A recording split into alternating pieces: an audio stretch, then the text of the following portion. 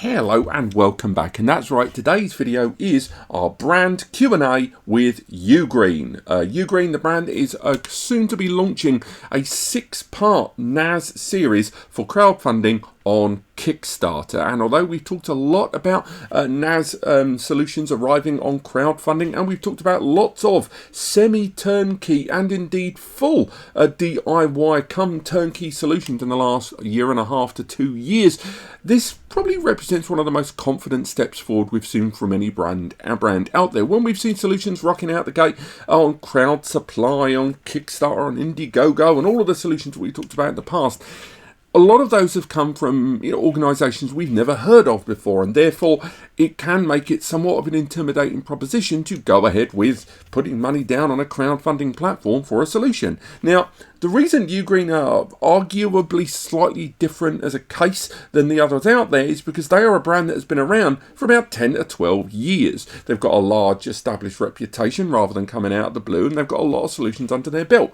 But, and crucially, they do not have any NAS solutions up to this point, and a lot of users were looking at this campaign, looking at the amount of money they were going to be thwacking down, which, although is very cheap for the solutions they are promoting and the hardware they've got there, is still nonetheless money you're putting down for crowdfunding and not putting down for over-the-counter e-retailer, e-shop, call it what you like. And people had questions. Quite a lot of questions, in fact, and that's why about a week ago I posted on numerous social media platforms and on our own platforms here at NAS Compares and YouTube for you guys to give me the questions to put to them. We had well in excess of 100 questions, and we summarised them, merged some of them together with their similarities, and got it down to about 20 questions. These are the questions you're going to see in today's video. They were submitted to UGREEN with 48 hours notice so they could prepare the answers, and represented from their US team, Hernan Lopez, he is going to be on the Zoom with us answering every single one of those questions. In the meantime, in the description, you will find the written question and answers supplied to me from UGREEN when we put the questions to them. I've not edited them. I've just presented my questions and, with references to all the users that provided them and their answers. So if you want to check that out real quick, go to the link in the description. Also, hopefully, there are chapters all the way along the bottom of the screen for each question, letting you know if there's a specific concern or query you have about this system and UGREEN's attitude to NAS. Hopefully, one of the questions along the bottom will help you out. And just before we crack on with the Q&A, just a few little disclaimers just to throw on the end here. Number one, UGREEN have supplied me with a DXP480 Plus and a DXP480T. And although I've done a lot of work on these two prototype devices right now, I'm holding off publishing the review and the software overviews until closer to the launch date, because they are slowly rolling out updates on the software, which is still currently very much in beta. And when it comes to the hardware, these are still prototypes as far as I'm concerned. These are devices that may not fully represent the final product when it rolls out the gate, and I'm treating them as such. They state this is pretty darn close to what the final solution is going to be, but it is, of course, subject to change, and that is why I'm waiting until closer to the mark, because if I make a video and publish a video review going into these early access prototypes, then when the campaign is launched, what I don't want is for them to have changed this. So I want to make sure that what I have here is as close to what they are promoting and showing during the initial launch of the campaign as humanly possible. And of course, when I do talk about these, I look forward to going into a lot of depth about the hardware and the software. So if you've got things that you want to specifically foresee, put it in the comments below. And finally, when it comes to this Q&A, if you do want to save yourself a bit of time, I've put a TLDR in the description that just basically summarises all of those answers very, very quickly. So I recommend you check that out. But that's really it. Let's go ahead and move over to the Zoom with Hernan Lopez and talk a lot more about UGREEN, their NAS solutions, and realistically, whether you should actually back this project. So, Hernan, thank you so much for coming on to NAS Compares to answer questions on behalf of UGREEN. I mean, I say on behalf of UGREEN. You've seen a representative, UGREEN US over there. Over here, it's in the afternoon here in the UK, so I'm still drinking coffee, but I shouldn't, and it looks early morning over there. I don't think anyone's come to this video, though, for needless prittle-prattle between yourself and I. And before we go any further, I mean, who are you at UGREEN? Sure. Okay. Well, I was brought onto UGREEN several months ago to help oversee and help launch the NAS product. So I work very close with our product development team. I work close with, we have 200 engineers and developers that we work with at headquarters to make this NAS system. And so I communicate with them. You know, I'm sort of the NAS guy. I've been around, as you know, Robbie, for well over a decade in the industry. So I kind of lend a hand in that, you know, and some some expertise in that, and bringing them, you know, overall solutions. I also assist, and again, you'll see me at trade shows, you'll see me at conferences, doing speaking engagements, and just a lot of representing, you know, the brand and the new products. Oh, absolutely. I mean, again, you highlight that. I remember I've seen you at other brands. We won't mention them here because I feel like that's vulgar if I mention them here, but certainly you do have NAS behind you, most certainly. But you know what? Let's crack on with probably the most frequently asked question, whether it was from when I was canvassing the audience for questions or even the build up to this date. Why on earth is UGREEN going down the road of crowdfunding? They're an established brand. They've been around for more than a decade. They don't seem like a brand that needs to use Kickstarter, crowdfunding, Crowdsupply, Indiegogo, any of those. So why would an established brand such as them go down the road of crowdfunding when they could have just e-retailed this sucker straight onto the shelves? Absolutely. Really good question, Robbie. And the answer is, I mean, it's kind of simple. So for us, it will play two parts. Number one, sort of a marketing vehicle. Okay, so obviously crowdfunding, Kickstarter, etc. It has, I mean, it has a big, humongous reach. It has a huge reach in a global aspect. Okay, not only newsworthy, you know, people are talking about it because that's where people go, you know, to find new technology, new information, new product, etc. So putting ourselves on that really helps us, you know, to basically, you know, get the word out, you know, at a very large scale, at a very fast pace, right? So that kind of helps out. And if you consider also, I mean, you look at the pricing, and it's for us, you know, it's again, it's in a sense a marketing, you know, a marketing vehicle, while at the same time we get to see, you know, what the consumer, what the brand, you know, what the consumer is looking for, what the, you know, what the models that they're buying, what is the bestseller. Those type of analytics are really important to us. We get a lot of feedback and information from that, you know, from the Kickstarter alone. Even now we have information, pre-information before the Kickstarter to even know, you know, what are people looking for, which ones are the ones that they want. And so I think that's very valuable information, you know, and that's the reason why, you know, we decided to go this route, basically. I was going to mention, this isn't strictly part of the question, but it's an ancillary question. You've got 6 different SKUs there for different models, from 2 to 4 to 6 to 8 to a little flash model there. And again, ancillary question, I think I know the answer, but one, are these going to be available after the crowdfunding period? Or if, for example, if a product wasn't really successful or sought after, is that potentially not going to make it through that development stage because of that information that you'll learn and go, well, actually, there is no market for that? Yeah, very good question. So here's again where we talked about the marketing. So the idea is to kick this off, right? Obviously Kickstarter, right? So we get this out. There's a start date and there's a hard end date. If you haven't purchased, if you haven't got on the special, you know, the special pricing, you know, for the Kickstarter, for the crowd, when the day ends, that's it. It's over. You cannot access it via that vehicle. Where do you go? You go to your regular channels. You go to your regular sales channels, you know, which in, you know, what country you're in. So then, you know, we're kind of left with that. Okay, well, oh, you know what? Oh man, you know, I missed the boat. Now I really want to get on one of them. And so now you have to go to your regular channels, you know, your regular IT channels to purchase one of our NAS systems. And is that going to be after the fulfillment of the crowdfunding campaign, or just the crowdfunding fundraising section, or the entire campaign? No. Actually, as soon as the end, as soon as the hard, not the, you know, the back end process. No. Once the fulfillment. Perfect. Okay, well, I'm going to move over now to a hardware question here. This is something that went very much back and forth during the early publication of this. I speculated myself in an early video how several of the devices, they're NAS devices with a Thunderbolt connection on them. I believe 3 of the devices have Thunderbolt connectivity. How is that Thunderbolt connection handled? Is it host only? Is it a host-client mix relationship, not dissimilar to that of a QNAP Thunderbolt NAS?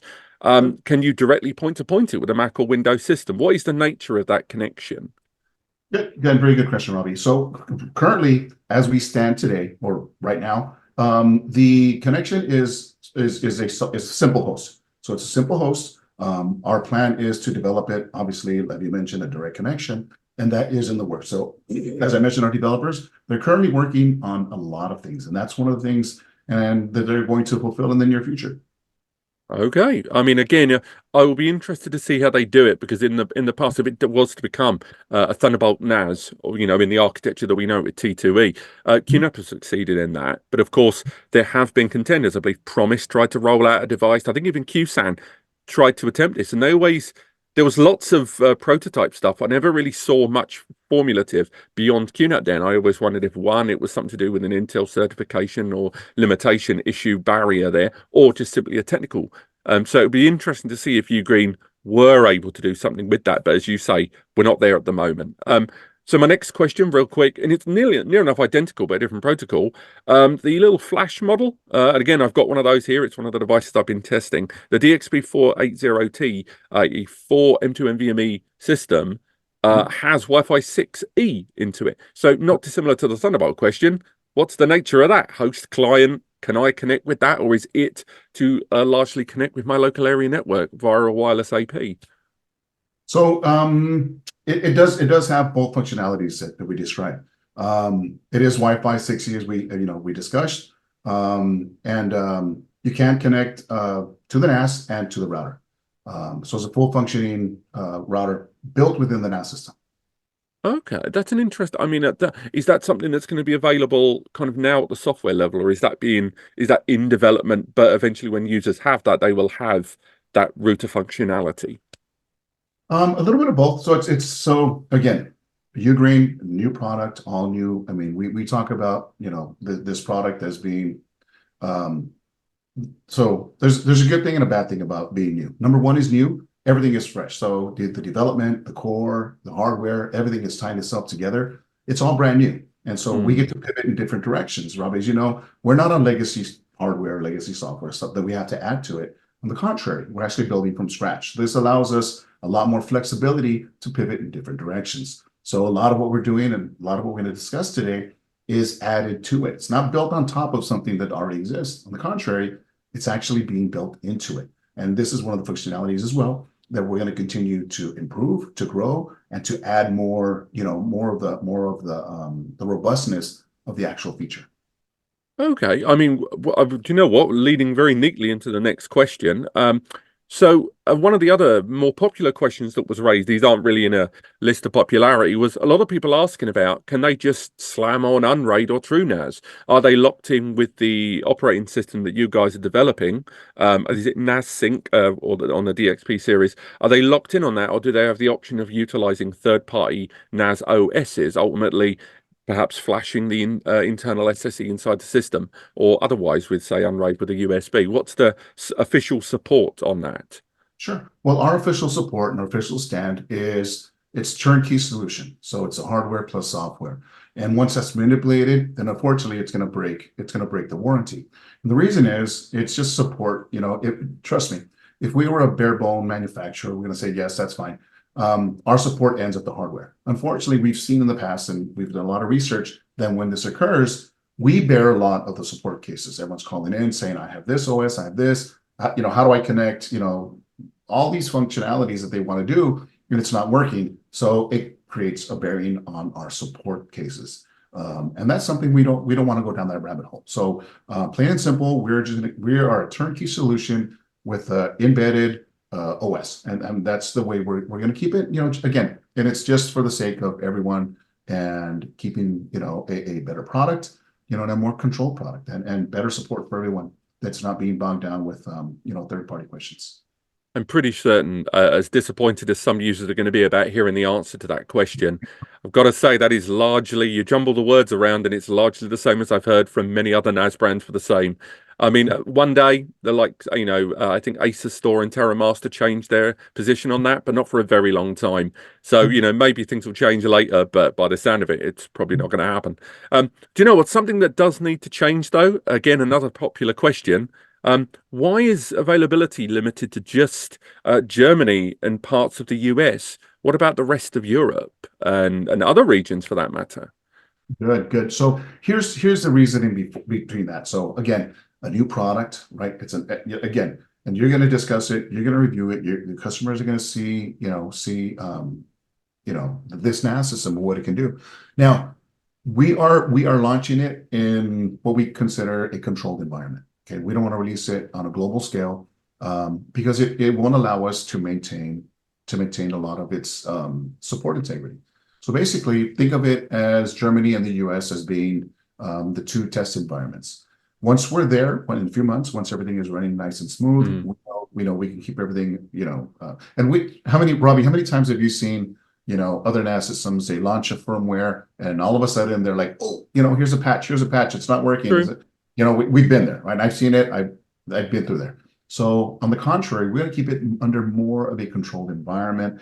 And we consider the two markets, the US and Germany, as being ideal markets for us because we have a little bit more control, as far as the channel goes, customer base, things like that. A lot more resources as well, where we can, control that, keep quality control. And once we feel that quality control is at our level, that we're saying, hey, we're comfortable with this being launched around the world. And trust me, it is going to go around the world, but it's going to take some time. Okay. I mean, again, it'll be interesting to see how quick that is, particularly with the global reach of crowdfunding and Kickstarter there, to focus on just those two segments. Obviously, the US is almost certainly the largest segment there for that crowdfunding audience, but it is just a shame for Europe. I mean, myself drinking my cup of tea and eating my bacon roll in the morning, it's a disappointment here in the UK not to get hold of it. But right the way back to the questions. A bit of a big question here, and I'm going to give you a bit of a run-up for this one. Verbatim, what provisions and plans do UGREEN have in place for their systems with regard to security, i.e., what is financial grade security? Something that was on a lot of your pages there, or at least on the launch pages, I believe. And will they be publishing security advisories, pen testing, bounty programs, etc.? Sure.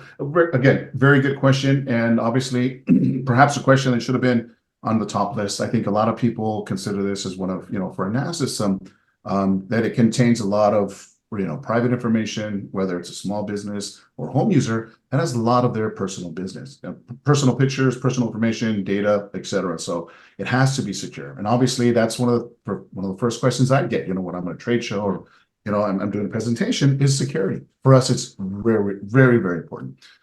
So in security aspects, we are currently at this time working on certifications. One of the certifications is the EN 303-645. It will have the 303-645.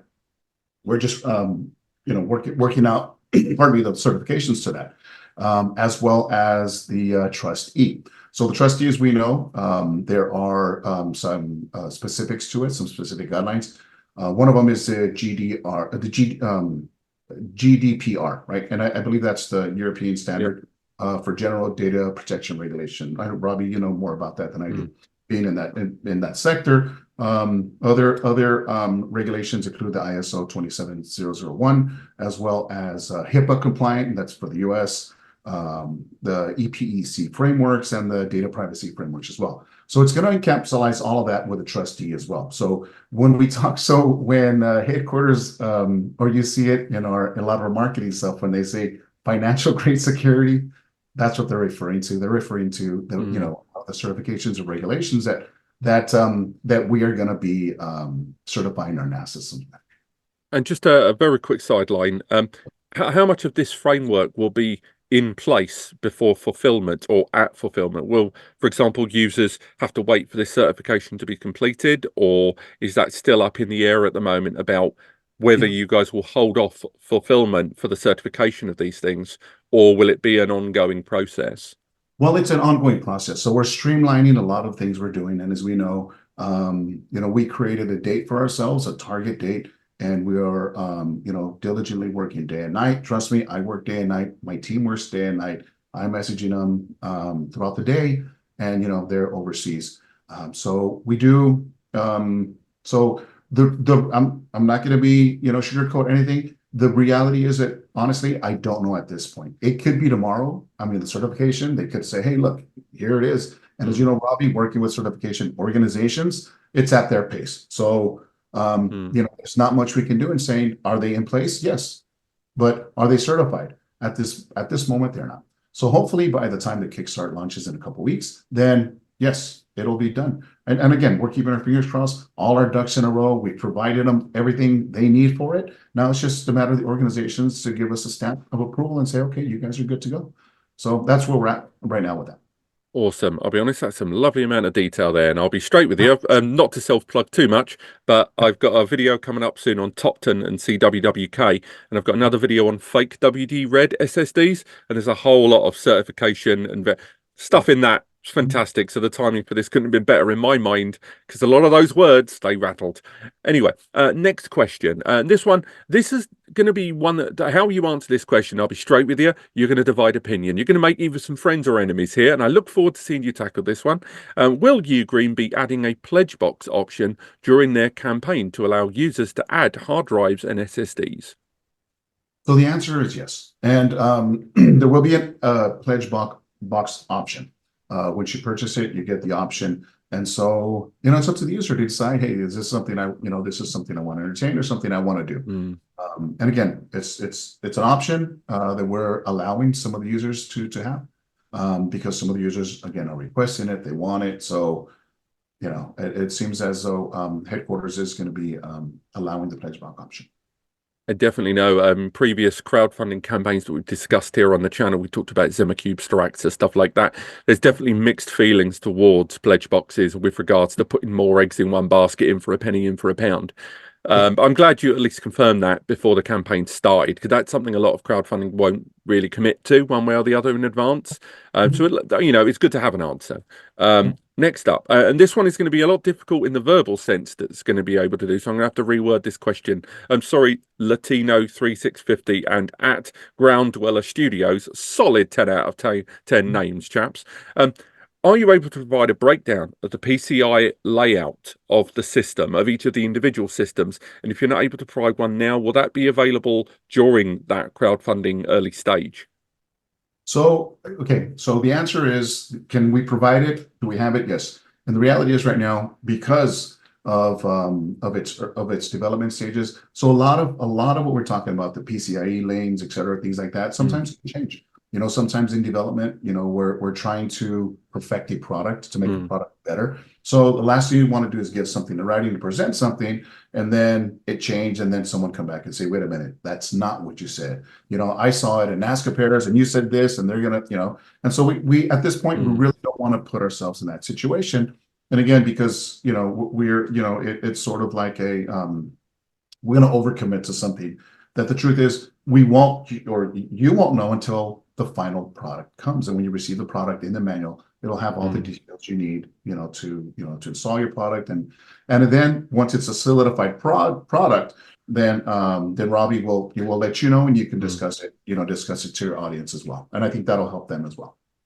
I mean, yeah, actually, on the bounce from that one, when you guys supplied a couple of prototype units, I did encounter some, hiccups and issues with regards to the NVMe slots and some of the SMB performance there, and a lot of it, updates have been rolled out that have, in the background have resolved some of those, and I think there is hardware changes hopefully being implemented, which mean that the prototype I have may not well represent the final product. Hence why a lot of you have asked me online about why I've not published a lot of those early prototype previews and teardowns, largely because I'm giving at least the benefit of the doubt until the start of the campaign, so at the very least I can then point out and say, this is what I've got here.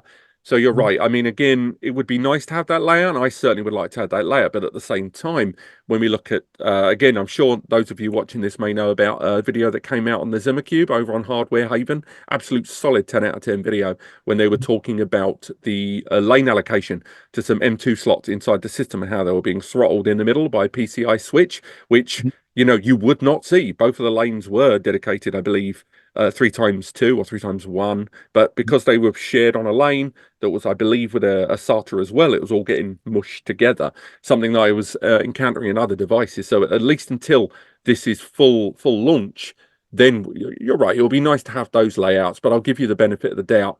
If there is going to be potential changes or feedback that could constitute change, then fine, we'll wait until launch. But it would still be good to have that lane layout, because I think a lot of users these days are a lot more savvy about the hardware they're buying, crowdfunding or otherwise, to know that saying a system has this many slots or this many M2 slots, notwithstanding that they'll be reduced in speed, but also what is the bottleneck they're going into. But that's enough of my yibba yabba. You didn't come to this video to hear me talk. There's loads of other videos for that. Next, how will remote access to a UGREEN NAS system be conducted via the UGREEN services?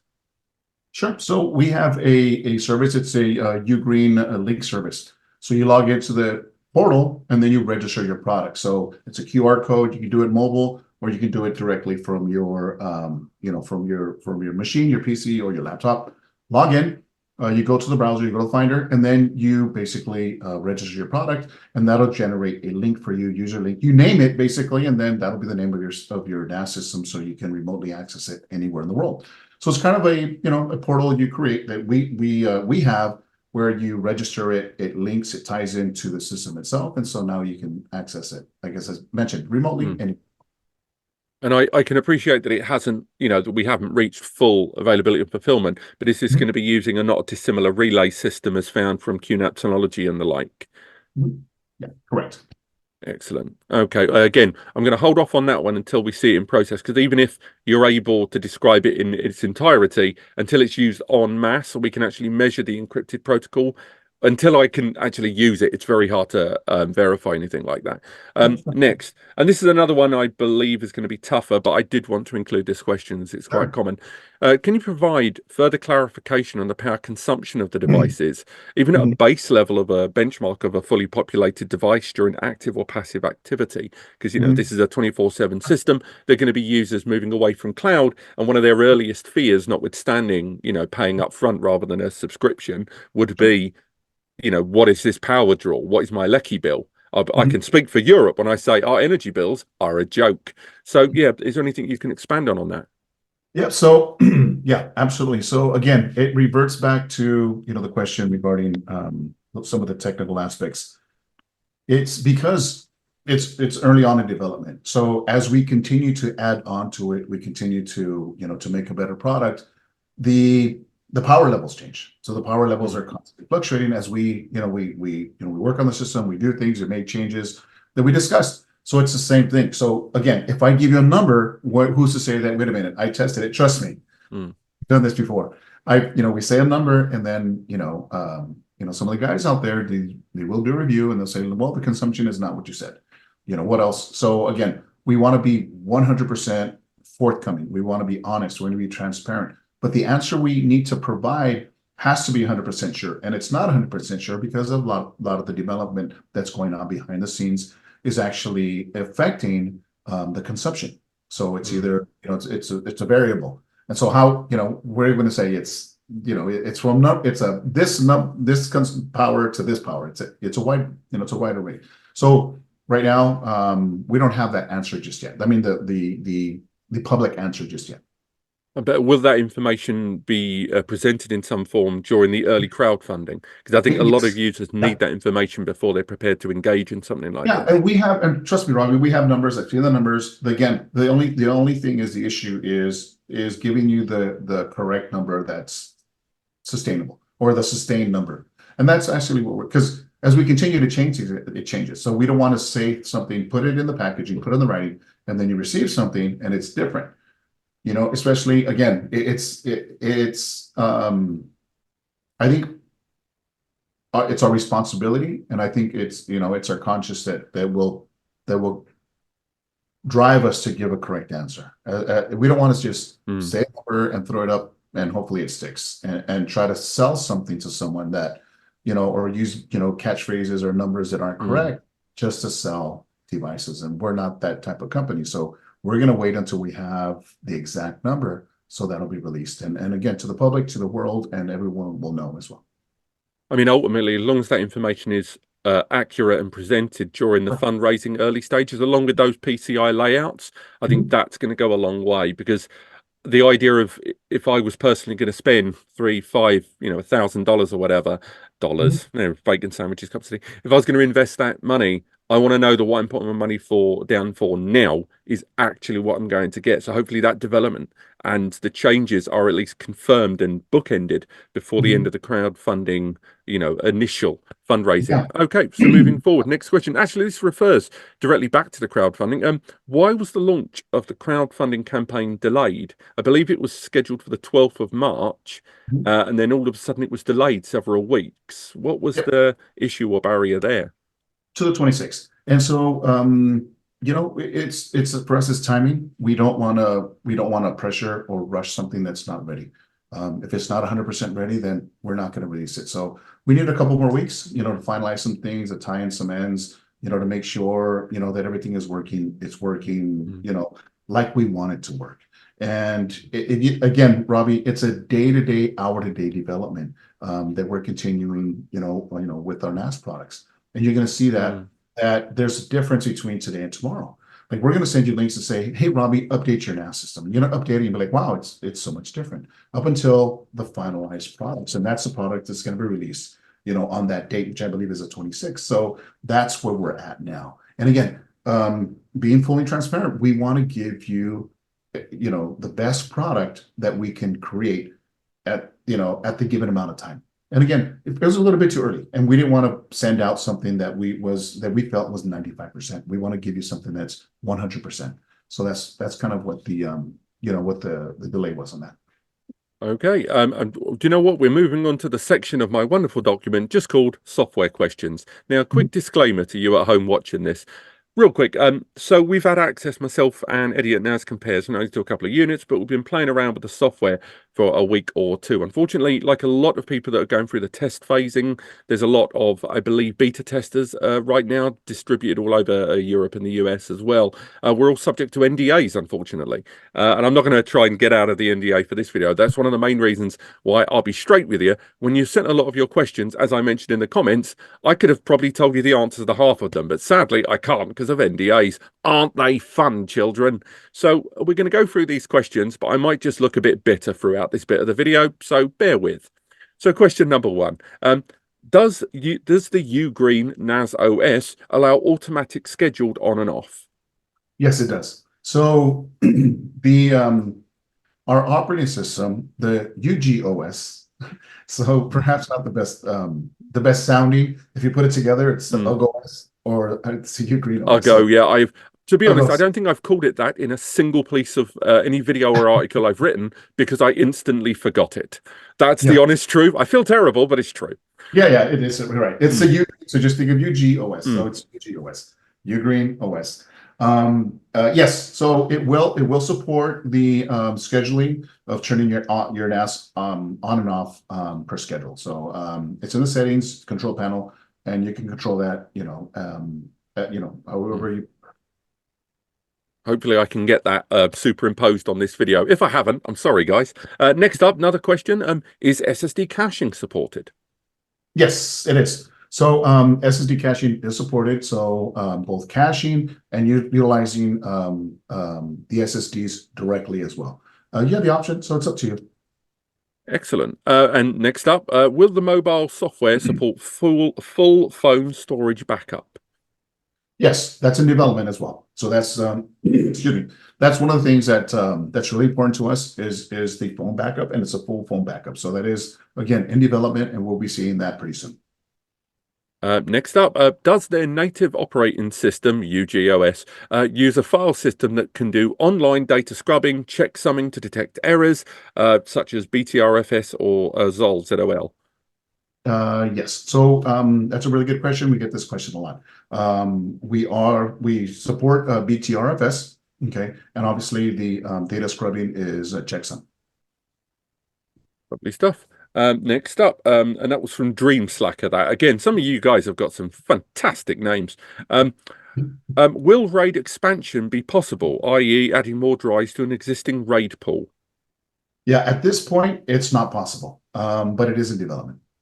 That I can actually confirm. If again, I'll mention this at the end of the video because I'm absolutely full of myself. In the link in the description, there's an article we've already created for this Q&A when original questions were provided when we gave you guys 48 hours notice on this, and some of the answers we just immediately took straight into that article there. Obviously this is a depthy affair, and during that there was an update that came through for the UGOS on the UGREEN NAS that we had, and I can see there the options have already started appearing for RAID expansion. Hopefully I can put that on screen right now as well. Otherwise, there are images in that article below that basically talk about how that NAS expansion, the RAID storage pool expansion, is now available. So even though that question has come through and I've included it, I can already tell you that that's rolling out anyway, guys. Next up, will you be providing a flexible RAID system comparable to that of Synology Hybrid RAID SHR or TerraMaster's T-RAID system? Sure, very good question as well. Our RAID configurations are basic: JPOD, RAID 0, RAID 1, RAID 5, RAID 6, RAID 10. And for the most part, you can use different size hard drive sizes. So, and again, it doesn't have a name yet. You know, we haven't came up with a cute flashy name yet, but pretty soon, I'm sure we'll have a nice name for it. So. I mean, again, I wasn't able to find that in the OS I used, but if that is something in development, hopefully if we can see that before the eventual launch of this device, that would be a very intriguing proposition. Next up, on your Kickstarter, you mentioned an integrated smart assistant. We'd be curious to know what exactly that means. Sure, absolutely. So we do have some of the apps that do have the AI functionality. That includes recognition and classification of images, text as well, pictures. So it does have learning capabilities. So Robbie, on your pictures and images, I can learn your image. So very simple in the application. It's a little square. You add the images to it. You add the name, Robbie, save it, and then it becomes a image classification or category. So every time I upload a picture, I do a search of Robbie, all of your images will appear. And that's everything. You can create, when it comes to football, you can do football and all these images of, football games, children's pictures, things like that throughout the years. So it does have that ability. So it does have ability for smart learning, as well as searches in documentation. So when you're doing a search of a documentation, it will search inside document for particular keywords, whether it's tax forms or a series of numbers or names. It'll actually go inside of the document, and then it will search the document, and then it'll provide a list of the query of everything it's found. I think it'll be interesting to see the depth of that. I think when it rolls out, just how deep that will go with regards to AI recognition or actually utilizing a pre-existing database for, more machine learning based operations later on. We're already seeing brands like Synology starting to, integrate chat GPT level type services there. So it will be interesting to see if that's something we'll see in future with this software. But as you say, it's all Lego bricks right now, early doors. Next, another very common question: will there be virtualization or Docker support out of the box? Yes. So it will come with virtualization. That's one of the important features that that's in development that we talked about, as well as virtualization and adding Docker's into it, very, very important for us as well, being able to add things to your NAS system. So again, it's early stage. It is available. So again, and we talked about this, it's something that we've released, but we're going to continue to add on to make it more robust, feature friendly, and to make it a little bit more robust than what you're going to get at this moment. So just to confirm, these are first-party apps, or is this going to be a case of bolting on a third-party app like VirtualBox, or are we talking about a first-party UGREEN VM manager here? Robbie, I'm going to be honest with you, I don't know that answer. Fair enough. I mean, at least you said you didn't know. I'll give you that. Because it will be very interesting to see how that all moves forward. So, for example, into our next question, someone was asking about the support of NFS or iSCSI targets and LUNs. What's the status on that, and perhaps the intended roadmap? Sure. So here it is. So we do support NFS protocol, NFS v3, NFS v4, and NFS 4.1. We will not support iSCSI at this point right now. Okay. I mean, again, those are pretty much exclusively all the questions I've got there. I mean, if I had to give my own observation just to tail off the video at the moment, I think I've talked about this in other videos. I don't want anyone to see this as a recommendation that they go towards crowdfunding or not go towards crowdfunding. This is just my own opinion, but definitely I've looked at a lot of solutions over the last, few years that have, trying to challenge the status quo of the turnkey NAS solutions. And I'll be straight, this seems to be, touch wood, fingers crossed, the most confident and reasonable solution in that marketplace, a brand that's been around for a lot longer. It hasn't just come out of nowhere. There is not just proof of concept, but I know for a fact there are a lot of prototype units with a lot of your favorite YouTubers and online reviewers right now, guys. I don't know. I'm quietly confident about this one. I mean, again, for yourself, if again, this isn't one of our questions, just putting it out there, what do you think will be the biggest challenge for UGREEN in this sector? Sure. Actually, the biggest, I don't see a big challenge. And let me explain to you why a little bit, Robbie. Okay. And it's for, for the most part, a lot of people that we've been talking to. I was in Mexico City last week, here in the United States, we talk about our product. And people are really thrilled to see and to find out that we have an actual NAS system that accompanies, are already, really good product sets. And the reality is, I'll be 100% frank with you, Robbie, we're not looking to take over the NAS world. That's not, we know who we are. All we're doing is we're complementing to the product sets we already have. It's just another category we're developing within our product set. And so again, we want to make an excellent product that matches our excellent, the excellent products we already have and distribute throughout the world. And that's very, it's very frank and simple. So again, we're not here to disrupt and to, say, hey, we're going to take over, no, trust me, that's not at all what we're trying to do. That's not our positioning. As a matter of fact, we're reaching out, to the millions and millions of users, the UGREEN users who already trust UGREEN. They use it, they trust it with their charging, they trust it with their connections, they trust it, with their docks and everything else. And they're going to say, hey, trust us with your, with your storage and documentation as well. And it complements those products as well. And basically that's sort of, our positioning in the market space right now. Perfect. Okay, well, thank you so much, Hernan, for joining us today. For the rest of you, as mentioned, the questions and answers are linked in an article below. I don't know if we'll do another one of these prior to the launch of your crowdfunding. Maybe halfway through it, we'll do an overview about it. But apart from that, thank you so much for joining us, yourself, Hernan, and everyone at home watching. But apart from that, have yourselves a fantastic week. There are links in the description to everything we talked about today. And apart from that, guys, have yourselves a bloody great week.